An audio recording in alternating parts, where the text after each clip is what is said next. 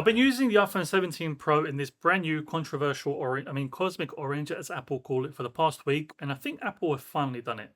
Now, I've been using it as my daily device, coming from the 16 Pro, which I used before. In this video, I'm going to go through what's new, what I've noticed since upgrading, and if it's worth the extra upgrade to go from the 16 Pro to the 17 Pro. Another thing to mention is the rear cameras on this phone are really good, but if that's the only reason you're planning to upgrade from the 16 Pro to the 17 Pro, you may want to watch the video till the end because you might be surprised.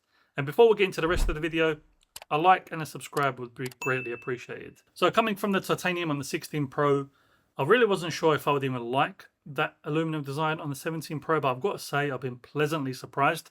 And I actually really prefer it for one main reason.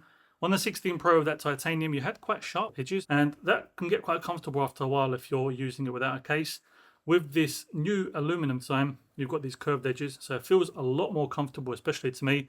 And I just feel like when I look at the phone, it just looks a lot more practical and functional device, like it's ready to get work done. Now, I know Apple said they went for the aluminum design for the cooling aspect, which probably plays a big part. What also plays a part in it is probably the cost of manufacturing, ease of manufacturing. So it's a lot cheaper and easier to manufacture this than it probably was the titanium. But we do get a nice benefit with that, which is the ability to have different colors. So now we've got the option of the blue or this brand new cosmic orange, which I think looks pretty nice.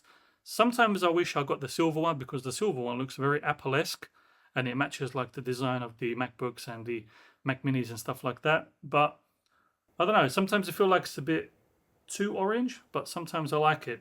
I guess worst case scenario, I could just put a different color case on and call it a day. Starting with the display, on the 16 Pro, you've got that 2000 nit display. On the 17 Pro, you've got that 3000 nit display. Now, not that the 16 Pro was dull or unusable in the sunlight at all, but having that extra 1000 nits on the 17 Pro is definitely a welcomed upgrade. And also what we get, ceramic shield 2 on the front glass and that back glass section, which should improve protection for scratches and cracks.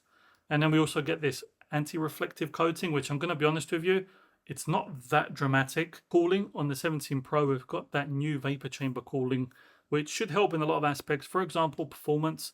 Performance should be a lot more sustained and you shouldn't get any throttling because it's going to keep the device cooler. It should A, help with the charging speed, and B, help with the battery lifespan. Base model storage has gone up from the 128 gigabytes you'd get on the 16 and the previous models to now 256 gigabytes. Now, I'm in Europe, so I have a SIM card slot, so my battery on the 17 Pro is a little bit less than what you'd get, say, in America.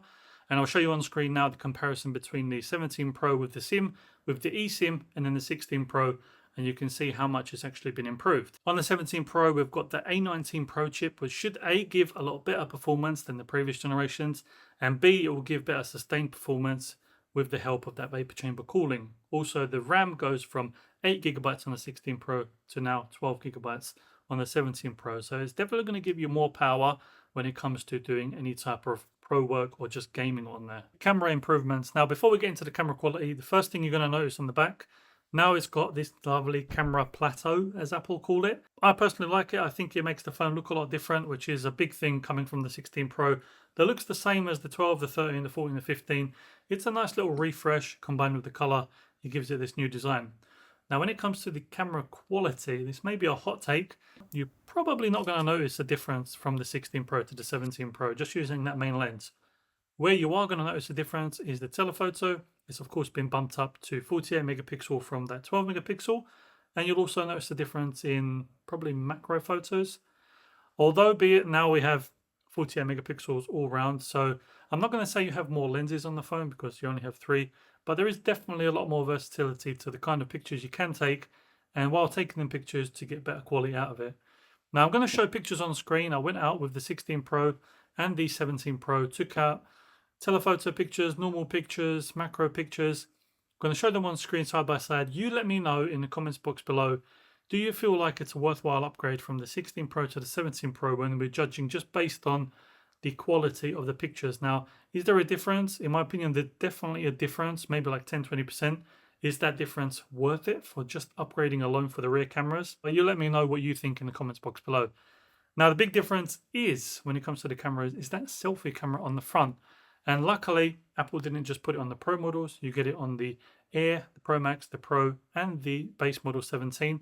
And now we've got 18 megapixel center stage selfie camera, which is a square sensor, which allows us to take pictures in portrait and landscape without actually having to turn the phone and hold it landscape ways, which I think is very good because holding the phone in a portrait orientation is so much more natural. And I think a lot of people drop their phone when they hold it in the landscape orientation. So that should help a lot of broken screens. Now, also what this does, it gives you a much wider field of view. So if you look on the screen, you'll see a picture I took with a 16 Pro selfie camera and the 17 Pro, and you can see how much more of the picture you actually see. Obviously, this helps with getting more people in the picture as well. Another thing is you've got dual video capture on the video modes. So as well as having Genlog and ProLog and ProRes and all that stuff, you've got this dual video feature. So what that does is it takes the selfie camera and the rear camera, and you can use them both. It's very good for unboxings and reaction videos and stuff like that, because the video shows you through the selfie camera, and then it shows what you're recording through the rear camera. Then you can move the actual screen of the selfie camera all around the screen wherever you want. And then battery life, which is a really big one. Now, I've been using it for the past week, so I feel like that should give it enough time to optimize to my workflow, my schedule, the apps I use on the phone. And I've been pleasantly surprised. Now, at moments when I feel like, oh, the phone probably has low battery now, so I probably have to charge it, I'll turn the actual screen on and I'll see it has far more battery than I actually expected. For me, 90% of the time I'm doing wireless charging, and having it upgraded from 15 to 25 is a big jump. So I'm much more happy knowing that if I need to charge my phone, I can plug it in or put it on the wireless charger for 30 minutes and get enough juice that's going to last me till the rest of the day.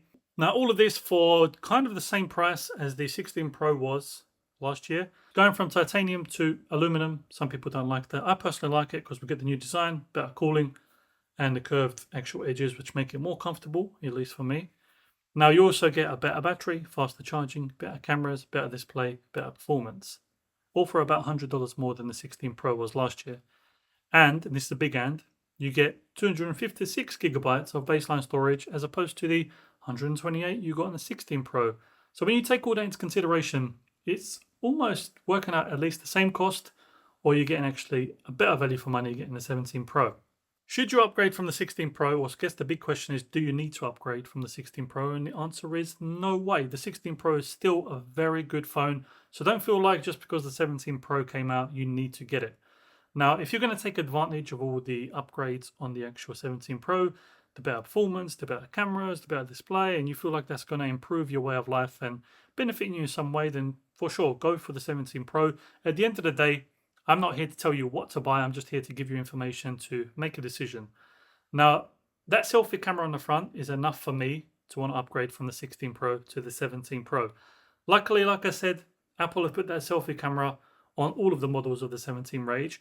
So I would actually say the iPhone 17 is going to be, and I've said it before, the most popular model this year because you get all of them great features. And I'm talking about the base model. So you get the 120Hz ProMotion display, you get 2 cameras on the back. You don't get the telephoto, so if you are planning to do lots of telephoto photos, maybe it's not for you.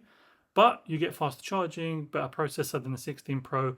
So I personally think the 17 base model with the extra baseline storage is a better upgrade from the 16 Pro.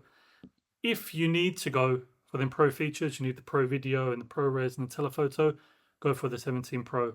But either the 17 or the Pro, both great upgrades, but don't think that you need to upgrade from the 16 because like I mentioned with cameras, if you're just upgrading for the camera quality, I think you're going to be, I wouldn't say disappointed, but your expectations might not be met because it's not a night and day difference. So that was my first week or just over of using the iPhone 17 Pro. I can happily say I'm pleasantly surprised and I'm happy with the upgrade. Now, I'll probably do a follow-up video down the line, maybe a month later, to see if there's any changes, any bugs, anything that I should let you know about. If you have any questions about this phone or any of the other phones or any questions in general, let me know in the comments box below. I'll be sure to answer it there. And if it's something I conclude in a future video, I'll answer it there as well. Now, bear in mind, if you're still waiting for your iPhone 17 or you've already got it and you're looking for some really good accessories, there is links and discounts in the description box as well as the comments for cases, screen protectors, chargers, and just all-round accessories that I feel like are good value for money and good quality products for the iPhone 17 series and even, I guess, the previous iPhones. So yeah, check them out if you want to go grab them. Now, if you did enjoy the video, do me a favor and hit that like button. It really helps more than you know. Now, also, if you haven't subscribed yet, what are you waiting for? Hit that subscribe button. We are so close to hitting 24K subscribers, and every subscriber matters. I really do hope that in these videos I provide some value for you. So let me know in the comments box below. If you made it this far, leave an Apple emoji. And I'm super grateful for all of you that take the time out of your day to watch me yap on camera. So yeah, thank you for watching, and I'll catch you on the next one.